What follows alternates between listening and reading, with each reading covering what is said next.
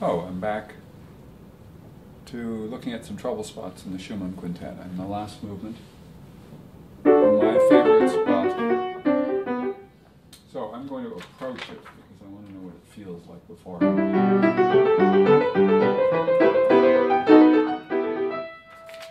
to E minor.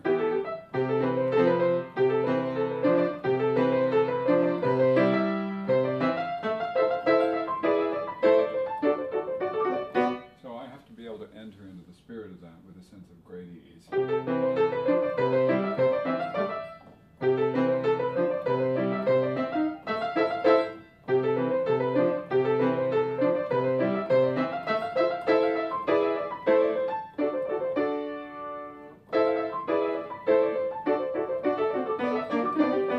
My attention has to shift right away to the left hand.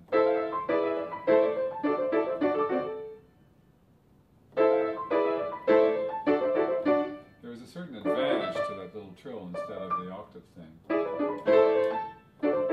Because temporarily it makes me calm, makes everything smaller.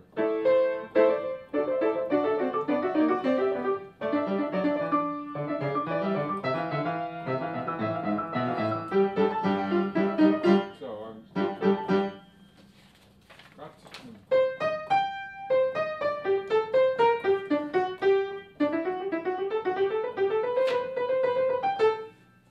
That means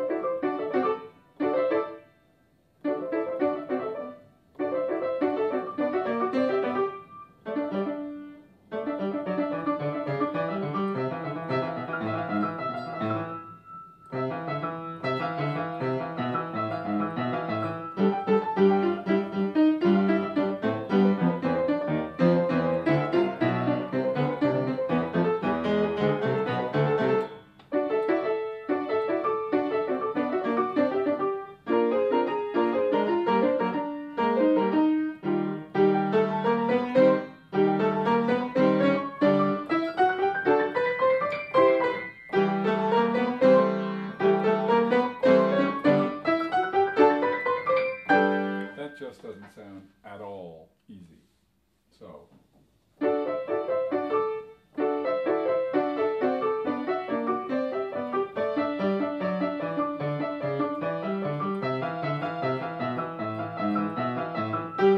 that, at that tempo, sounds easy. So what's the difference?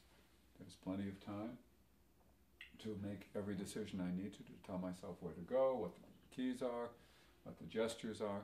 So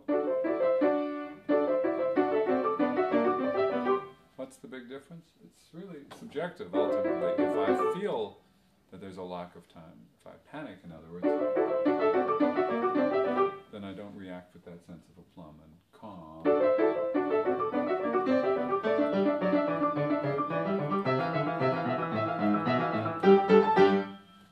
That's calmer, so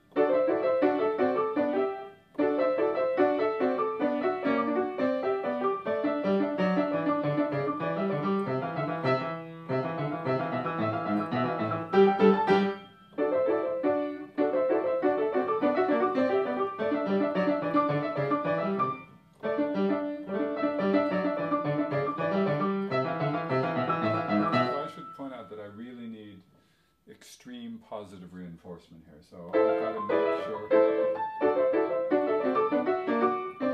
that everything I'm doing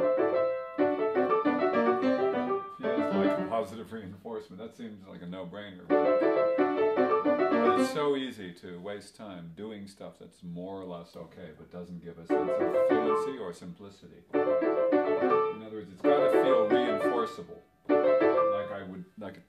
It's got to sound memorable and feel memorable in all the right ways.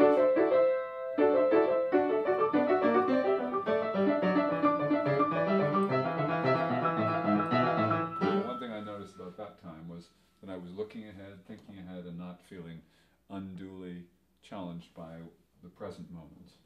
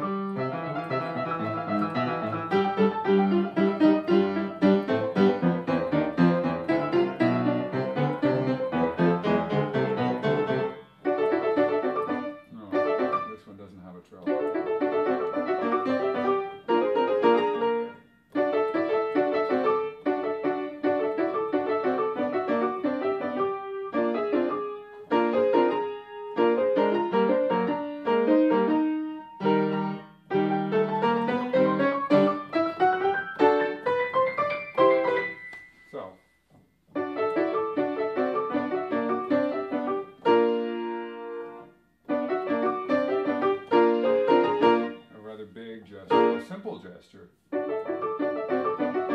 if I'm hoping for it to be close to where I am, it's not there.